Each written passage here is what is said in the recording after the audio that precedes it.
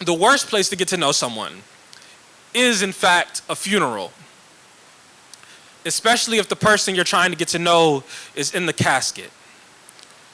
My father was a heavy-handed lover of his sons, but we rarely felt loved, just heavy. The man at the funeral says, "You must be Tony's son.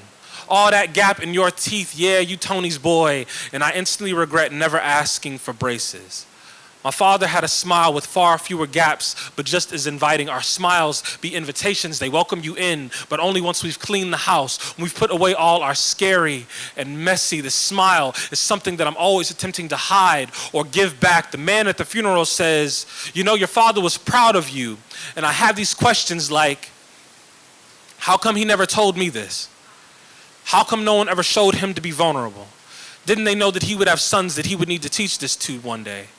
The preacher at the funeral says, "When I was younger, my father was a drunken abuser, but a good provider, and it sounds like good men get to be bad fathers and husbands. Sounds like it could have been worse." The woman at the funeral says, "I knew your father before he gained all the weight, and I knew him before he was a father, before he was a husband, before he was heavy-handed and just a lover. My father, I knew him before responsibility shackled him to a desk and washed the crust of hoop dreams out his eyes. My father taught me manhood with his fist, taught me never pick the woman that you want the most, pick the woman who wants you the most, which is to say, pick control. Pick the woman who will allow you to make her cry and continue to come back." And it makes me wonder, was my mother the one that you loved the most, or just the one most likely to cry and keep coming back?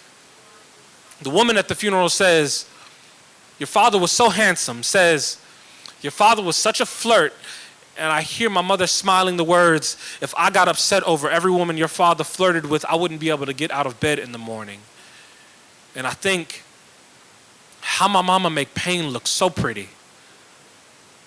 My mother's pain makes my anger growl and unfurl its tail. Anger be the pet my father gave me instead of a dog, and flirting be just like his smile, another gift I never asked for and don't know how to give back. Flirting is just another word for hungry, and I'm still unlearning how to devour women with my eyes, so I try to think back to a time before the hunger, and I'm no longer at the funeral, y'all. I'm 6 years old, and my father is taking me and my brothers to play basketball in the park. I'm no longer at the funeral. I'm 10 years old, and my father feels like everyone's father but mine. I'm no longer at the funeral. I'm 11 years old. My father is giving away food to people that we don't even know. I'm no longer at the funeral. I'm 15 years old, and my father is taking us to Barcelona and Paris and Florida and showing us every place that isn't his heart. I'm 17 years old, and my father finally comes to see me play basketball.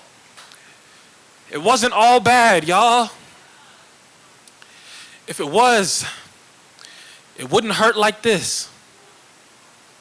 I wouldn't be angry like this. I wouldn't miss him like this. My father was two men. I only loved one.